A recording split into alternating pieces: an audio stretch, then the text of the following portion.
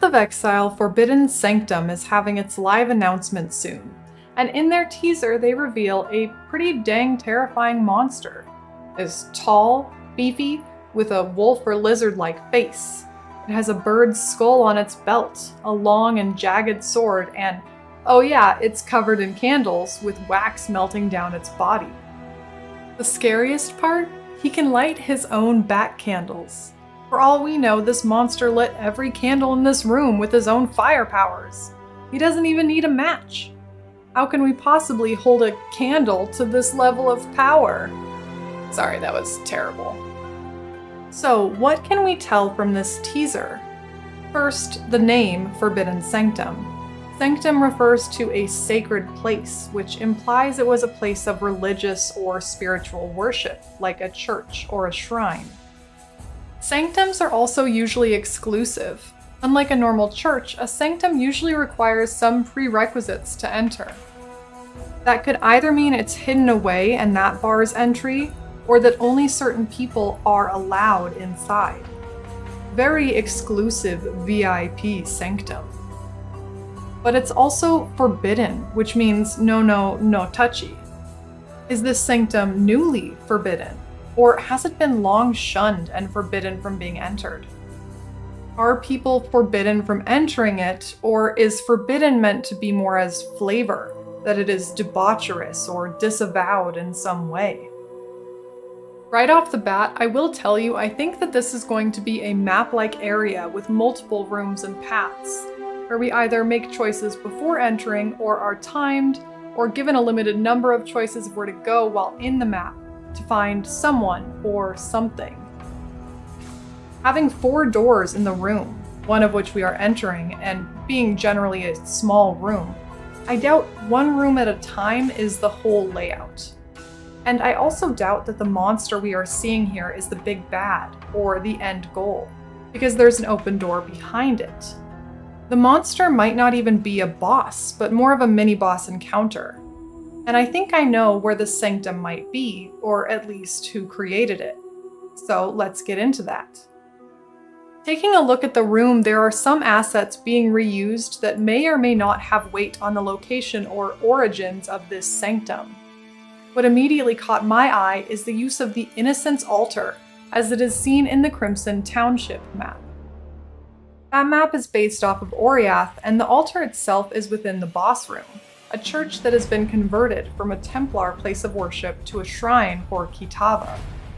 I presume the red version of the Innocence Altar is to show the transition from Innocence worship to Kitava worship, because the base version of the altar has yellow candles, which fits the Templar aesthetic. I do not suspect that the Forbidden Sanctum is related to Kitava, but it's worth considering that Oriathans might just have red candles around for times when they are being edgy and worshipping bad boys.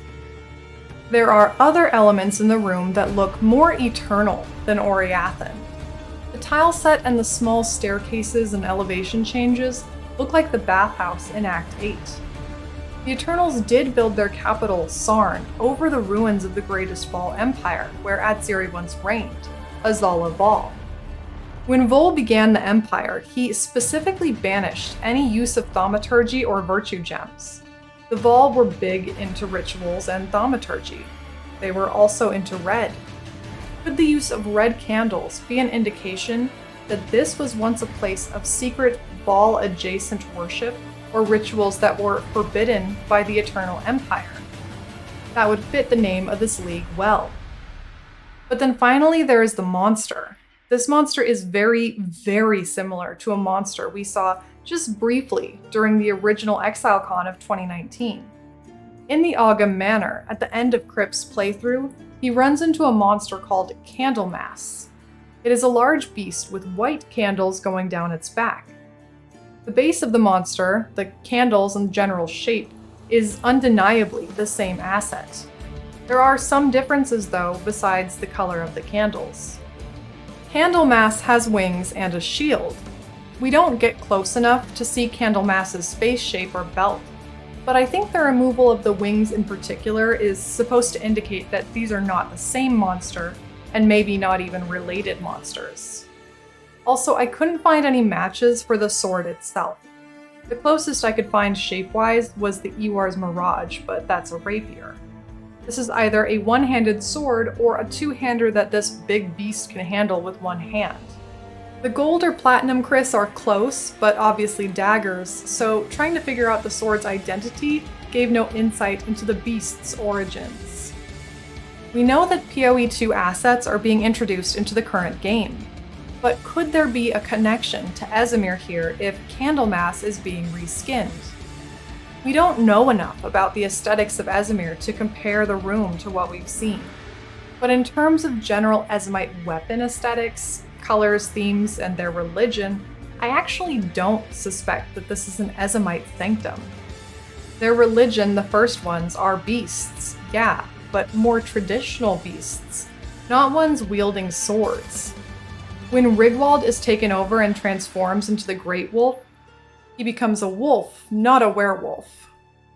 We could speculate that this sanctum is forbidden because it's too anthropomorphic for traditional Esamites, but personally, I am leaning towards this being a sanctum in the Eternal Empire that was forbidden because of its connection to the Vaal.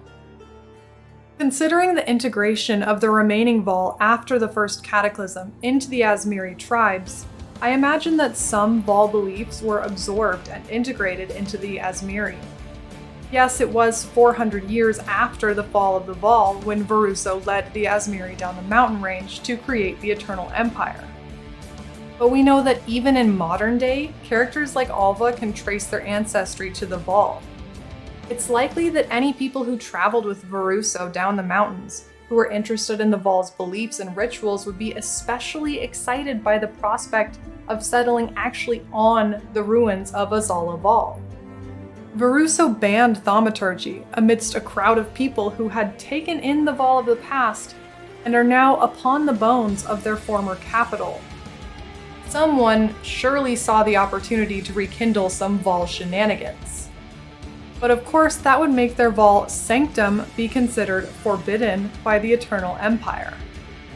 Now, I can't pinpoint exactly what area this would be in, or if they worship chaos or another Vaal god, or if they're just really into blood rituals and red candles. I'm also not sure what could be hidden in here that would be worth us exploring. I think the biggest missing piece to the puzzle is the symbol on the doors. On both doors we see in this teaser, there are two circles overlapping, like a vertical Venn diagram. I've gone through all the unique items in game, once again, you'd think I'd have them all memorized by now, and looked at different maps and areas, at jewels, hideout decorations, div cards. The closest thing I found was a hideout decoration called the Lightbringer Curio, but it's from mystery box sets, so it probably doesn't mean anything. The Envoy talks about the Light Keeper, but that's not the Lightbringer. At least not that we know. In Oriath, Innocence's symbol is on almost every door we see. I imagine that this symbol is related to the specific religion or belief that whoever made this sanctum holds. Maybe it is not a symbol we have seen, because it's a religion we have not yet encountered, either from having died out or being so hidden and forbidden. It could even be the symbol of a god we haven't seen. There are a few gods named in-game we've never actually encountered. Hinakora comes to mind, because I've been dying to know more about her, and Navali, RIP, wears a headpiece that vaguely looks like two circles if you squint real good. But Hinakora is a Karui god, and the aesthetics of the temple don't really match that. Maybe, like Solaris and Lunaris, there are ties to Hinakora from multiple people. Solaris and Lunaris were recognized by the Mariketh, as well as the Asmiri and Eternals, as we learned in Heist.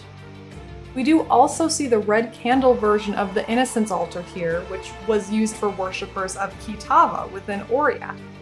So it could indicate people in the Eternal Empire actually worshipping a different Karui god, perhaps Hinakora. Still, it's a stretch.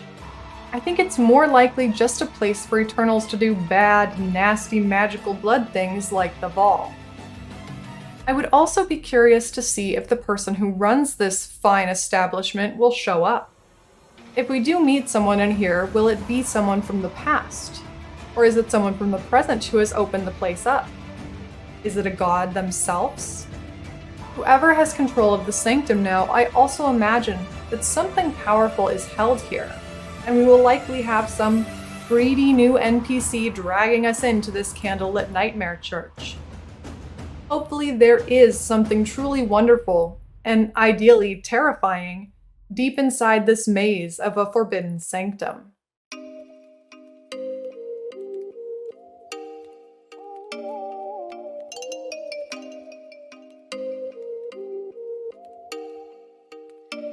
Oh, you make me wanna talk back to you. Say it like that. If I hate you, then find someone new. Baby, but you know I never will. No, so I choke you.